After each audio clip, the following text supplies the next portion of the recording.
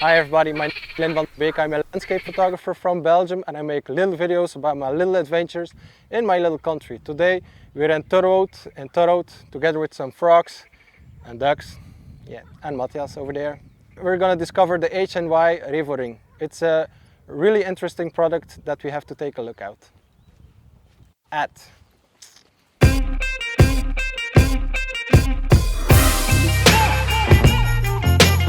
So let's take a look at the H&Y REVORING. The H&Y REVORING is a variable ND filter in combination with a circular polarizer. So you have both options. The unique selling point of this filter is that you have multiple filter threads just in one. For example, this filter thread is 58 with a step-up ring to 72 or something, and this lens 67 filter thread. So you can see it switches very quickly from one camera to another one. The filter diameter is adjustable by turning the ring. You can compare it to the iris of your camera lens that opens and closes. This particular model goes from a 67 to a 82mm filter thread. Alright.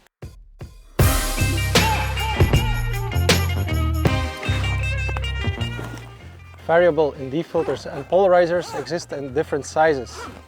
And you know what they say, the bigger the size, the bigger the price. Imagine having to buy different copies for different lenses. Using step-up rings is also an option, but it will definitely have some influence in your shot. In photo, you can use an ND filter to give a mysterious dimension to your photograph.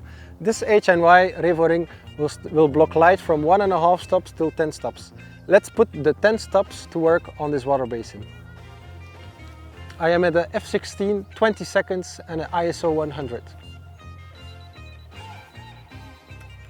The advantage of the H&Y REVORING is that you also have a polarizing filter built in. Let's put a polarizing effect together with the 10-stop filter and this is the result.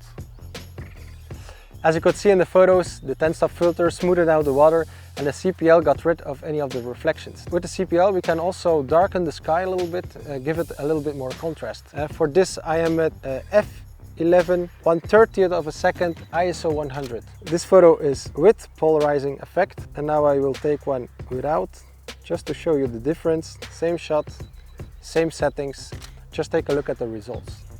So you have seen the differences between the two. It sure has its advantages, but it's not usable in every situation. If you use the H&Y REVORING at its full capacity of neutral density, then you will see a very nasty X pattern. If I turn the CPL, you will just see the X pattern changes across the scene. On the other hand, in video you have to take your shutter speed more into account than in photography. For example, if you film at 25 FPS, then your shutter speed should be around 1/50th of a second. If you film slow motion, for example in 100 frames per second, then your shutter speed should be around 1/200th of a second. Hey, dat was al goed, hè? Dat was one take. Nu mijn tweede deel.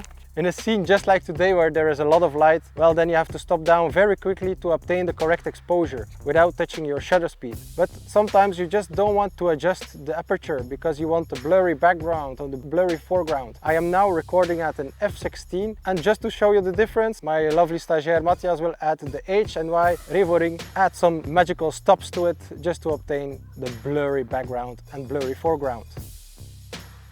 So Matthias now blocked 4 stops of light. He is now at f4 and normally you should have a blurry foreground and a blurry background.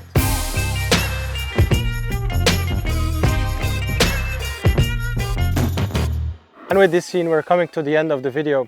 If you like this little video about my little adventure in my little country, be sure to check out this one and I'll see you in the next one.